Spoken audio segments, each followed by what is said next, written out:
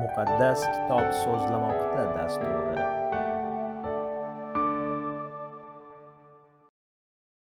Aleksey Alekseyevich, bizning Melodiy bayram ko'rsatuvlarimiz hali ham davom etmoqda va barcha mavlud bilan dunyoga najot kelgani haqida gapirishadi. Shu bois ko'pchilikda nima uchun degan savol paydo bo'ladi. Nima uchun Iso Masihni najotkor deyishadi? Juda yaxshi savol. Rostdan ham najot haqida gapirganimizda ko'pincha kasalliklar, urushlar, tabiiy ofatlar, siyosiy inqirozlar, oilaviy kelishmovchiliklar, qashshoqlik va boshqa ko'plab muammolardan qutulish haqida o'ylaymiz.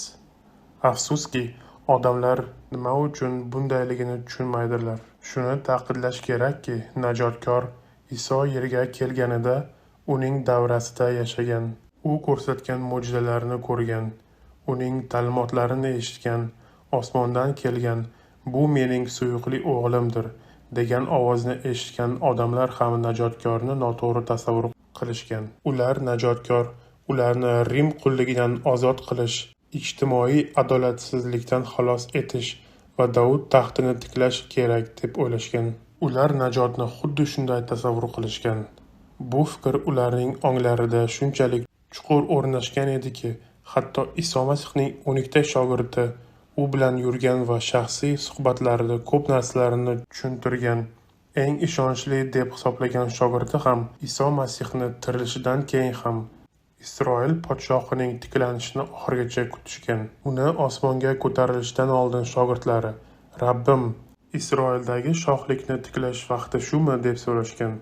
Iso esa otam o'z irodasiga ko'ra belgilagan vaqt muddatlarini bilishi sizlarning ishingiz emas deb javob bergan. Ya'ni Xudo haqiqatdan ham yer yuzini yovuzlikdan tozalab, adolat saltanatini o'rnatadigan Davud shohligi taxtini tiklab, Isroilni markazga qo'yadigan vaqt keladi. Bu butun yer yuzi bo'ylab hukm suradigan shohlik bo'ladi.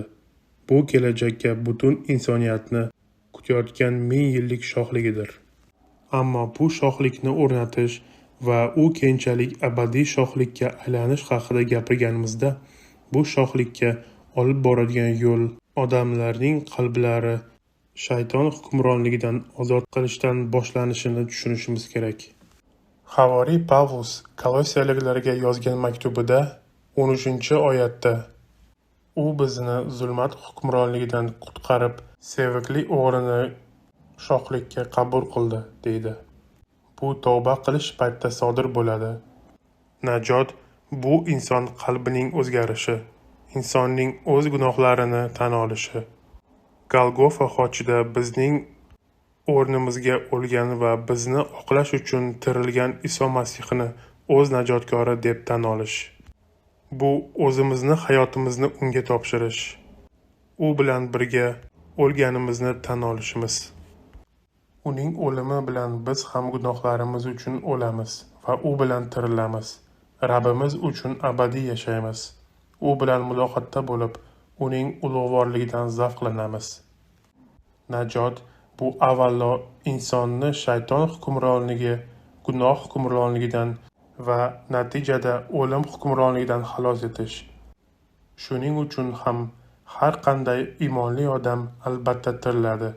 Chunki odam ato orqali hamma o'lgani kabi Masih orqali hamma tiriltiriladi deb yozilgan.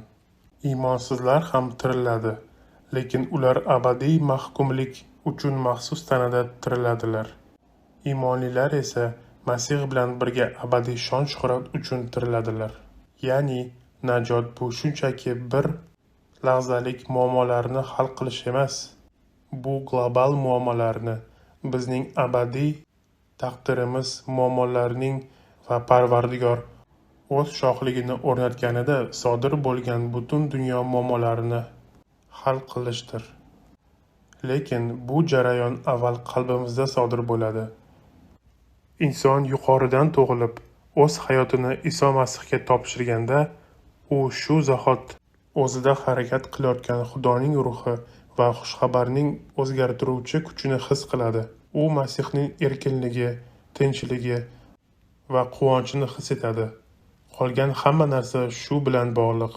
Ajoyib. Rahmat kattakon Aleksey Alekseyevich. Do'stlar, biz bilan bo'lganingiz uchun rahmat. Bugungi mavzumiz shu edi. Xudo sizni marhamatlasin.